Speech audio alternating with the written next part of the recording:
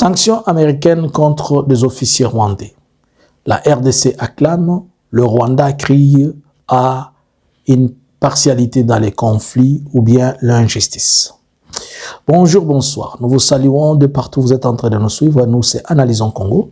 Nous venons encore aujourd'hui pour analyser et vous parler de ce qui est en train de se passer en République démocratique du Congo et dans la région de Grand Lac. Nous sommes le 3 mars 2026. Nous vous demandons de liker, de partager, de rester connectés et de nous suivre de partout sur toutes nos plateformes.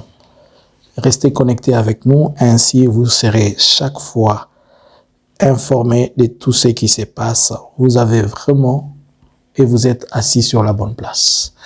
Nous allons commencer par vous faire vivre certaines choses de ce qui se passe dans plusieurs endroits de la République démocratique du Congo. Suivons ces images. Asema atapie kisi baku na pie Bukavu baku na pie nini Goma bana pie mafasi asitumaini asema atapie atakufa. Tuko tayari kufanya sekirite mweye na mie kubiashara vya watu kwa maaktivite ya watu kwa kuwachunga. Mnanifuata? Na wasiwasi mumungini watu watoshe, hakuna kitu. Mungu unanisikia? Ndio. Tuko tunajiandaa na tutajidefendre. Mnanisikia? Ndio.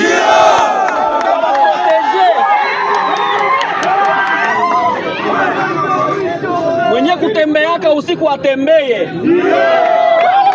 Mwenye kuchimba oro achimbe. Ndio. Mwenye kulima alime. Hakuna kitu, tuko tayari kuwasekirize. Na mwe mkuwe tayari kupendana mwe kwa mwe, msende kwenda kuingiza fitna ya kwanza kuuisha batu mwe kwa mwe. Ndio kwa hiyo tulipenda kubaonesha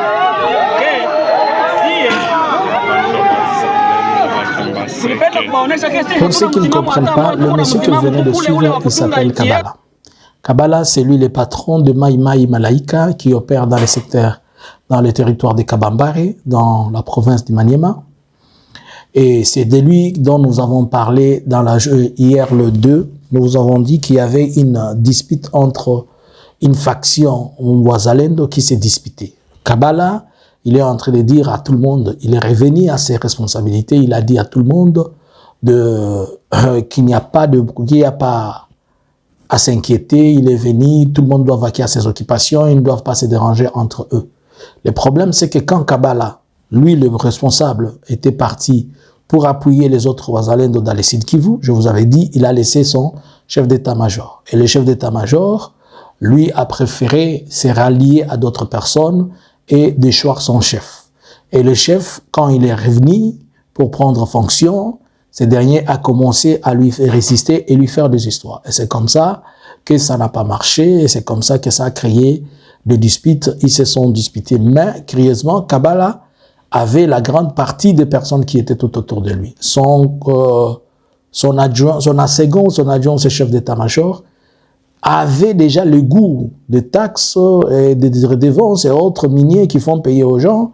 Alors, il ne voulait pas sortir. Et c'est comme ça que le monsieur est revenu aux affaires pour le bouter dehors. Et cela a coûté, bon, malheureusement, il y a quelques personnes qui ont perdu la vie, donc le bilan ne nous est pas encore totalement remis, mais ce qui est vrai, c'est que il y a des gens qui ont perdu la vie. Alors, vous allez voir les images qui s'en suivent pour comprendre. Suivons le deuxième image.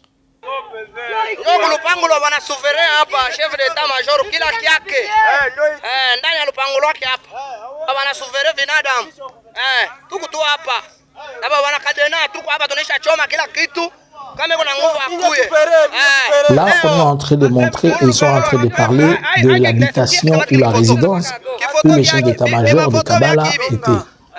Alors vous voyez, quand vous regardez ces images-là que vous êtes en train de voir, vous voyez que ces gens sont devenus vraiment des chefs coutumiers et ils se font vraiment l'argent au dos du paisible citoyen. Quelqu'un qui est en train de prétendre faire la guerre et libérer son peuple, regarde, il a plusieurs maisons et dans ces plusieurs maisonnettes-là, il a plusieurs femmes. C'est comme ça que chacun, tous, la majorité sont des musulmans, ils en profitent derrière La religion, et ils ont 4 et 5 femmes. Quand ils ont 4 et 5 femmes, cela veut dire aussi qu'ils doivent avoir de quoi les nourrir et de quoi leur donner à manger. C'est pourquoi ils font du terrain et c'est pourquoi ils doivent faire payer les taxes et ils doivent extorquer les gens. Regardez un peu. Vous avez compté combien de maisons là? Des maisonnettes. Alors là, on l'a chassé. C'est lui qui faisait le bruit. Et on parle aujourd'hui de presque 12 000 ou 21 000 personnes qui se sont déplacées suite. Il y a eu des déplacements massifs suite à ces troubles de ces deux gaillards.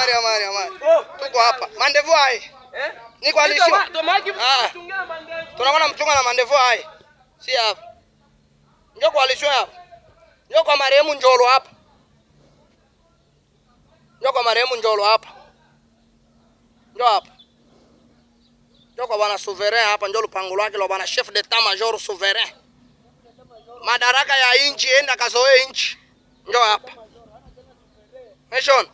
Mwana kwa chef njoo bwana chef de wewe kuru kwa bwana chef d'état major souverain hapa. Anakuwa chef d'état major njoo yako tu.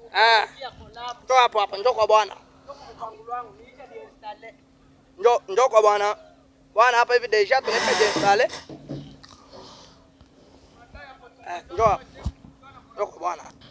Alors, là, nous étions dans les territoires de Kabambaré, dans la province du Maniema. Tout ceci démontre l'absence de l'autorité de l'État. L'État n'existe plus. C'est maintenant des gens qui se mettent et qui s'imposent à la place de l'État. Ils font la loi, ils mettent leur loi. Les FARDC sont là, ils ne peuvent pas bouger. Vous les regardez comment ils viennent. Ce sont déjà acquis les FARDC. Le gouvernement a fermé les yeux, il les laisse tout. Je me suis toujours posé la question, est-ce qu'on voit après la guerre? On voit comment cette situation, elle sera incontrôlable et intenable. Est-ce qu'on se pose la question des choses qui viendront après ici? Ce sont eux qui dictent la loi, ce sont eux qui font. Maintenant, dites-moi, celui qui vient de chasser ces gens, et la FARDC est là. Demain, s'il dit à tout le monde pour reconstruire, il dit à tout le monde, chaque matin, vous devez me donner 500 francs, ou bien je ne sais pas, 2 $, qui va refuser? Ceux qui n'ont pas l'argent, il leur dit, vous entrez au champ, quand vous revenez avec les maniocs. Vous allez puiser de l'eau, vous puisez 2 bidons, vous m'amenez 1 bidon. Vous allez, je ne sais pas, au champ.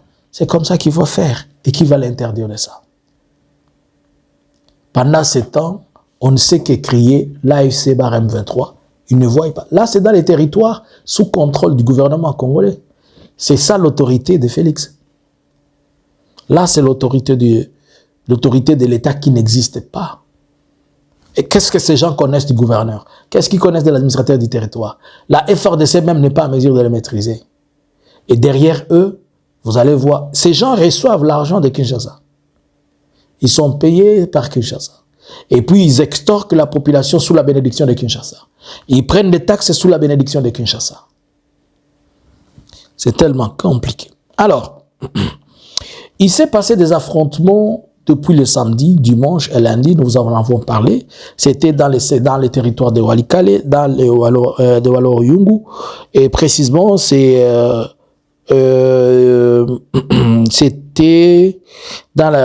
nous avons parlé de la localité, nous avons parlé de excusez-moi, de Bouimba. Alors là, nous sommes dans le territoire de Walikale. Bouimba, nous sommes entourés de plusieurs cités et de plusieurs villages, de plusieurs lieux qui nous mènent vers Walikale Centre. Je peux dire que à ce temps où nous sommes, à ce moment, à cet allure, l'AFC est en train d'avancer vers Walikale. Je ne sais pas encore si demain, ils vont encore rentrer ou comment, mais à cet allure, ils sont en train de partir vers Walikale.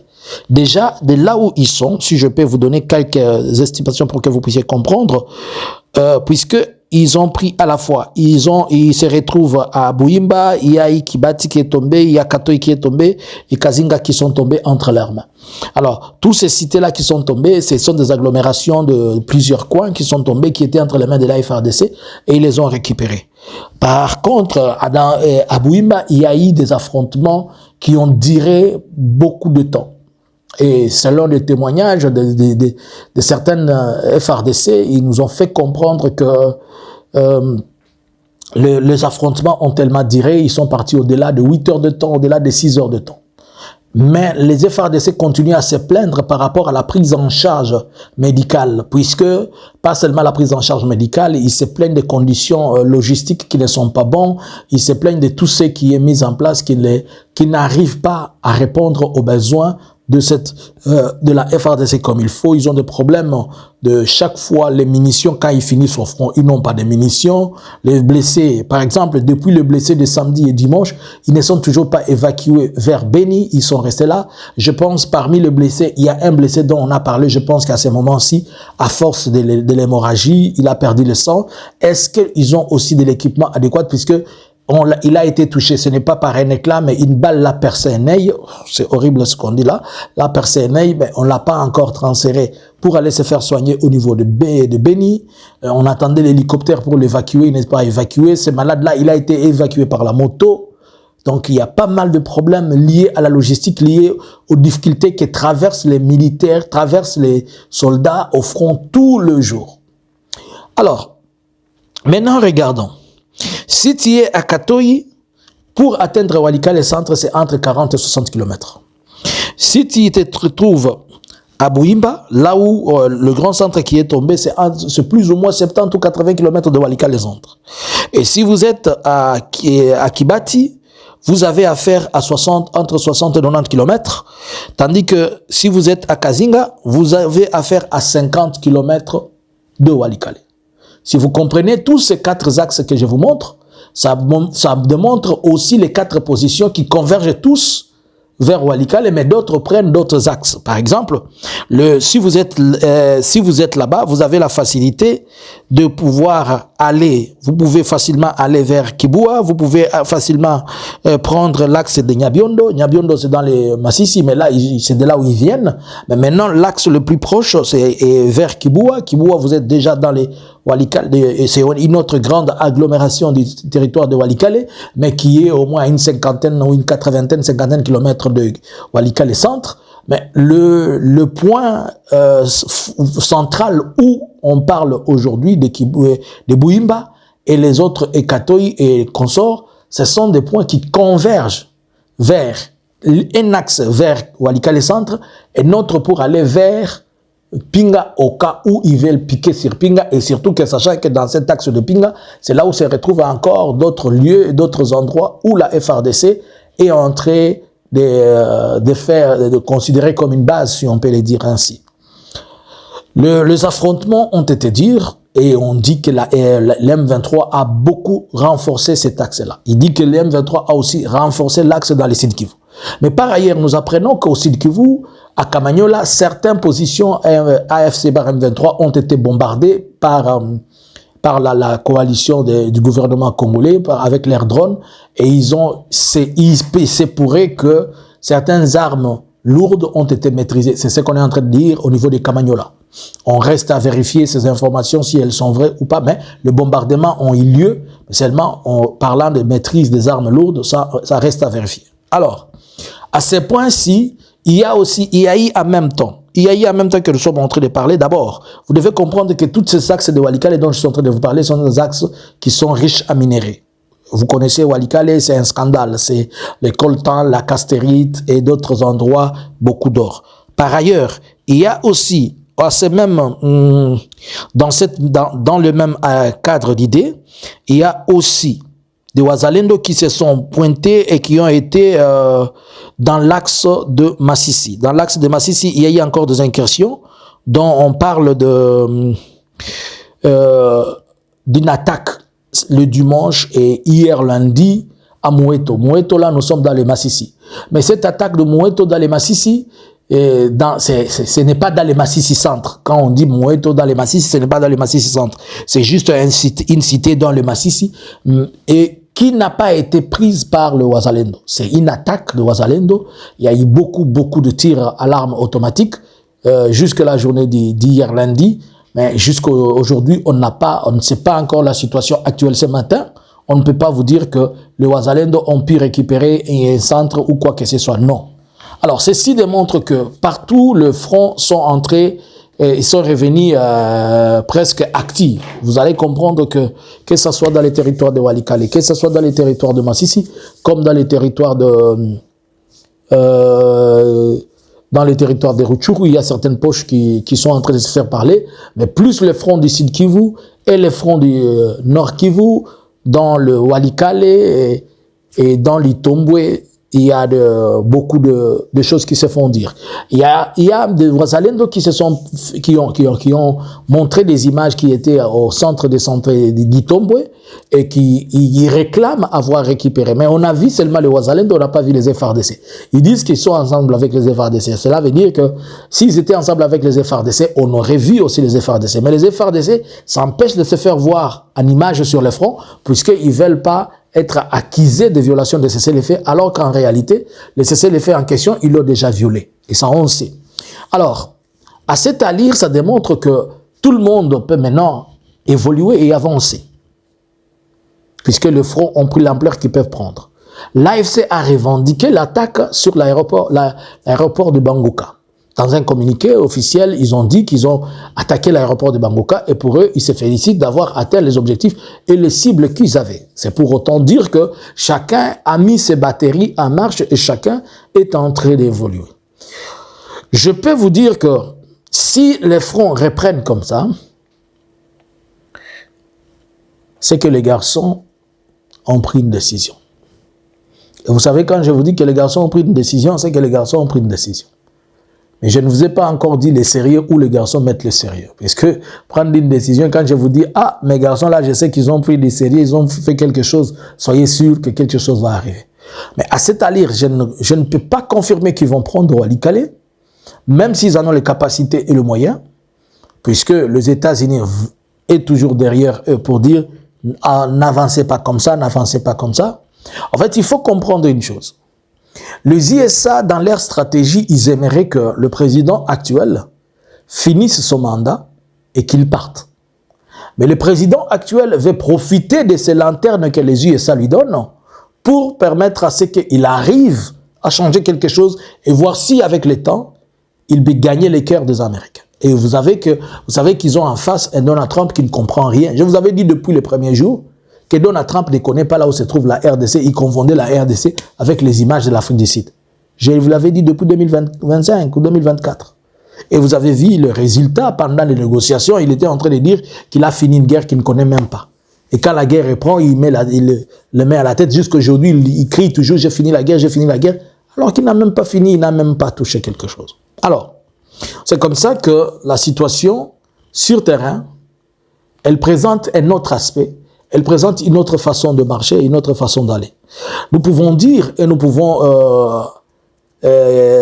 nous imaginer que dans ces tensions qui sont au niveau international, où les yeux sont tournés ailleurs, demain on peut apprendre qu'une cité ou une ville grande est tombée. Soit la FARDC va prendre, soit le M23 va prendre. Nous essayons un peu de nous mettre dans l'équilibre.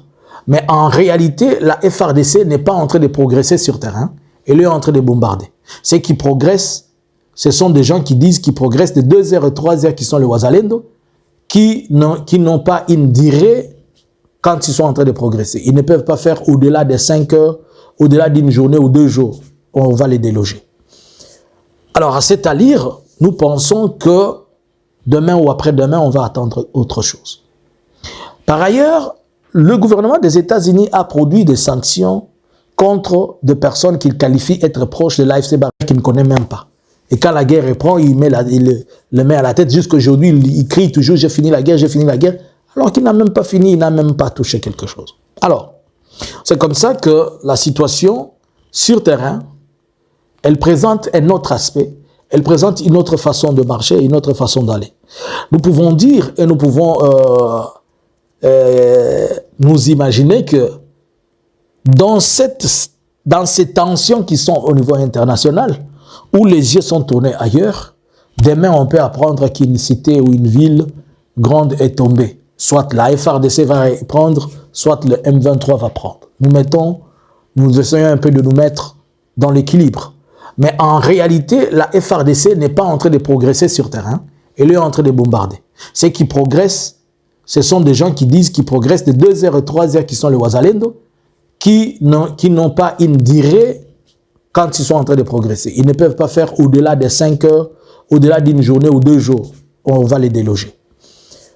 Alors, à cet allure, nous pensons que demain ou après-demain, on va attendre autre chose. Par ailleurs, le gouvernement des États-Unis a produit des sanctions contre des personnes qu'il qualifie être proches de l'AFC Barème 23 et d'avoir une mainmise sur, la façon dont les choses se conduisent en RDC. 4 officiers de l'armée de RDF, Rwanda Defense Force, ont subi des tags, le target de gouvernement des USA, et pour ça, ils ont été sanctionnés. Le gouvernement de Kinshasa, du côté du Rwanda, le Rwanda dit, mais comment vous nous sanctionnez seulement, vous sanctionnez nos soldats, vous nous sanctionnez nous, mais la RDC qui viole le cessez-le-feu et qui, lui, a aussi des FDLR, ils ne sont pas sanctionnés. Cela sous-entend qu'il est possible que le Rwanda aussi demande que certains officiers FARDC soient sanctionnés, surtout ceux-là qui sont en collaboration avec les FDLR, et notamment certains dignitaires ou certains politiciens. Donc, ces jeux-là de sanctions vont continuer jusqu'à ce que chacun se retrouve sanctionné. Par ailleurs, Kinshasa se frotte les mains et Kinshasa acclame, il dit « Félicitations États-Unis, tu viens de faire ce que nous on attendait. Juste sanctionner le Rwanda, ça n'a pas marché. Sanctionner Kagame, ça n'a pas marché. Mais au moins, vous nous avez quand même donné même les sanctions contre certains officiers. » Est-ce que ces sanctions-là empêchent quelque chose? Ces sanctions pèsent sur certaines personnes, mais ils ne pèsent pas sur le système.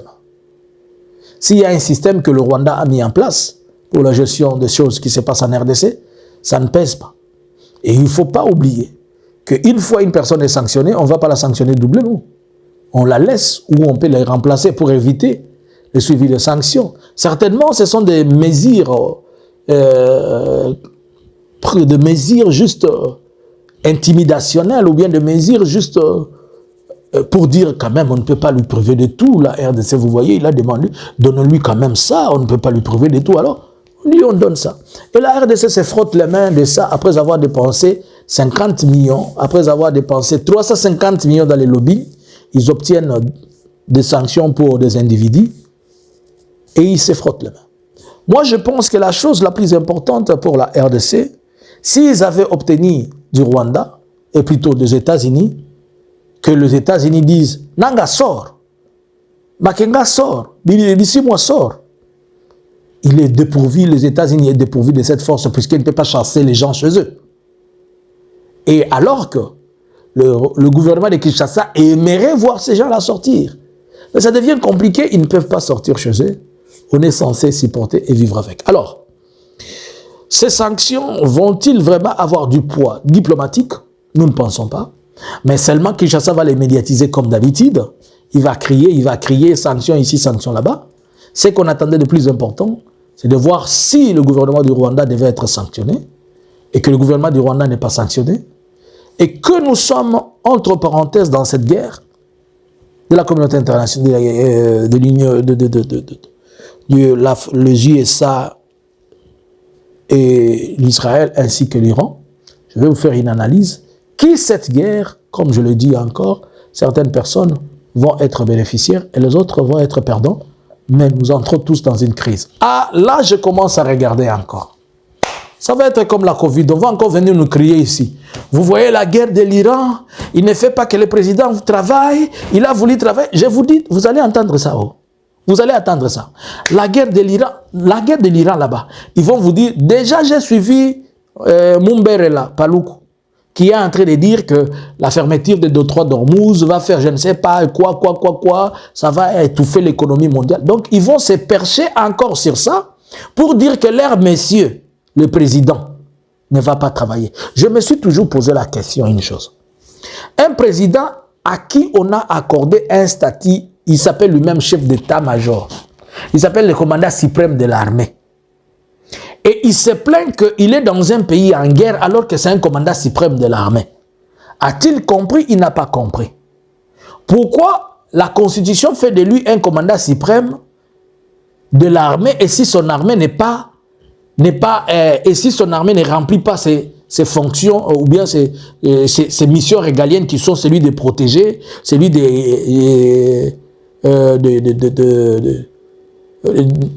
d'imposer la paix. Alors, quand son armée impose la paix, pour lui, c'est supposé que pendant ce temps, c'est supposé qu'il ne travaillait pas, puisque l'armée travaillait. Donc, pour lui, pour qu'il gère un pays, il faudrait que tous les militaires soient au garde à vous, 10 ans au garde à vous, alors là, il a travaillé. Si une armée, Donald Trump, votre ami là, il va dire, j'ai travaillé puisque mon armée a été en combat. Mais quand vous, votre armée combat, alors que c'est dans ses prérogatives de tous les jours, vous dites que vous n'avez pas travaillé. Alors que vous étiez en train de sortir l'argent, vous étiez en train de tout faire, et vous étiez en train de tout faire. Vous n'avez pas travaillé. Bon, nous avons 26 provinces. 2 provinces sont en guerre, ou 3. Mais vous avez encore les autres. Mais vous avez 26 provinces. 3 provinces sont en guerre. Vous en avez 23. Mais vous dites que vous n'avez pas travaillé.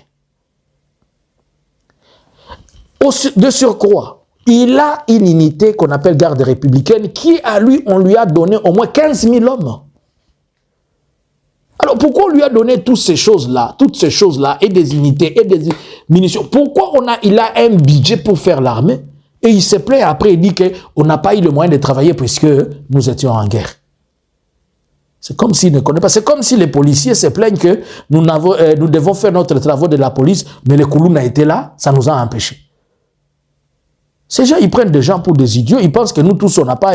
Nous avons même été 2 jours au banc de l'école, même à l'école primaire. Vous pensez que tout le monde n'a pas été à l'école primaire comme vous autres ou comment? Même les gens qui ont étudié aujourd'hui sont devenus des abrutis de tête puisqu'ils sont en train de suivre quelqu'un qui est en train de les abrutir. Alors, je vous dis, je dis ceci, aujourd'hui nous sommes les 3. Vous allez écouter ça dans leur discours. Oh, la guerre de l'Iran, elle a empêché le président d'exécuter son mandat. On dirait qu'il y a un Bitumba, on dirait qu'il y a un FARDC. On dirait que puisque la fois passée, ils ont accusé la Covid.